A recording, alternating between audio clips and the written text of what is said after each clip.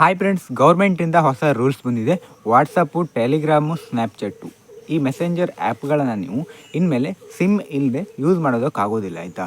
ನೀವು ಮೊದಲೆಲ್ಲ ಯಾವ ರೀತಿಯಾಗಿ ಈ 3 ಆ್ಯಪ್ಗಳನ್ನು ಯೂಸ್ ಮಾಡ್ಬೋದಿತ್ತು ಅಂತಂದರೆ, ಸಿಮ್ ಬೇಕಾಗಿರಲಿಲ್ಲ. ಮೊಬೈಲ್ ನಂಬರ್ ಇದ್ದರೆ ಮೊಬೈಲ್ ನಂಬರನ್ನು ಹಾಕಿ OTPಯನ್ನು ತಗೊಂಡು ನೀವು ಸಿಮ್ ಇಲ್ಲದಿದ್ದರೂ ಕೂಡ ಆ ಆ್ಯಪ್ಗಳನ್ನು ಯೂಸ್ ಮಾಡ್ಬೋದಿತ್ತು ಆಯಿತಾ. ಆದರೆ ಇವಾಗ ಅಪ್ಡೇಟ್ ಮಾಡಿದ್ದಾರೆ. ಈಗ ಹೊಸ ರೂಲ್ಸನ್ನು ತಂದಿದ್ದಾರೆ. ಏನಂತಂದರೆ, ಈಗ ನೀವು ವಾಟ್ಸಪ್ಪನ್ನು ಯೂಸ್ ಮಾಡಬೇಕು ಅಂತಂದರೆ ನೀವು ಯೂಸ್ ಮಾಡುವಂಥ ವಾಟ್ಸಪ್ ನಂಬರ್ನ ಸಿಮ್ಮು ಅದೇ ಮೊಬೈಲ್ನಲ್ಲಿ ಇರಬೇಕು. ಹಾಗೆ ನೀವು ಟೆಲಿಗ್ರಾಮನ್ನು ಯೂಸ್ ಮಾಡಬೇಕು ಅಂದರೂ ಕೂಡ ಅಷ್ಟೇ. ನೀವು ಟೆಲಿಗ್ರಾಮನ್ನು ಯೂಸ್ ಮಾಡಬೇಕು ಅಂತಂದರೆ ಯಾವ ನಂಬರ್ ಮೂಲಕ ನೀವು ಲಾಗಿನ್ ಮಾಡ್ತೀರಾ ಆ ನಂಬರ್ ಅದೇ ಮೊಬೈಲ್ನಲ್ಲಿ ಇರಬೇಕು ಆಯಿತಾ. ಹಾಗೆ ಸ್ನ್ಯಾಪ್ಚಾಟ್ ಕೂಡ ಆಯಿತಾ, ಅದು ಕೂಡ ಇದೇ ರೀತಿಯಾಗಿ ಅನ್ವಯಿಸುತ್ತೆ. ಈ ಹೊಸ ರೂಲ್ಸನ್ನು ಗೌರ್ಮೆಂಟ್ ಅವರು ತಂದಿದ್ದಾರೆ. ಯಾಕಂತಂದರೆ ಸಿಮ್ ಇಲ್ಲದೆ ಲಾಗಿನ್ ಮಾಡ್ಕೊಳ್ಳೋದ್ರಿಂದ ಸ್ಕ್ಯಾಮ್ಗಳು ನಡೀತಾ ಇದ್ವಲ್ಲ, ಅದರಿಂದ ಈ ರೀತಿ ಹೊಸ ರೂಲ್ಸ್ಗಳನ್ನ ತಂದಿದ್ದಾರೆ. ಮತ್ತು ನೀವು ಡೆಸ್ಕ್ಟಾಪಲ್ಲಿ ನೀವೇನಾದರೂ ವಾಟ್ಸಪ್ಪನ್ನು ಸ್ಕ್ಯಾನ್ ಮಾಡಿ ಲಾಗಿನ್ ಮಾಡ್ಕೊಂಡಿದ್ರೆ ಪ್ರತಿ 6 ಗಂಟೆಗೆ ಮತ್ತೆ ನೀವು ಲಾಗಿನ್ ಮಾಡ್ಕೊಳ್ತಾ ಇರಬೇಕಾಗುತ್ತೆ.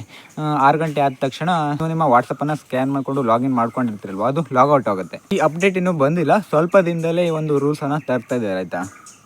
ಬಂದಮೇಲೆ ಮತ್ತೆ ವೀಡಿಯೋನ ಮಾಡೋಕ್ಕಾದರೆ ಮಾಡ್ತೀನಿ.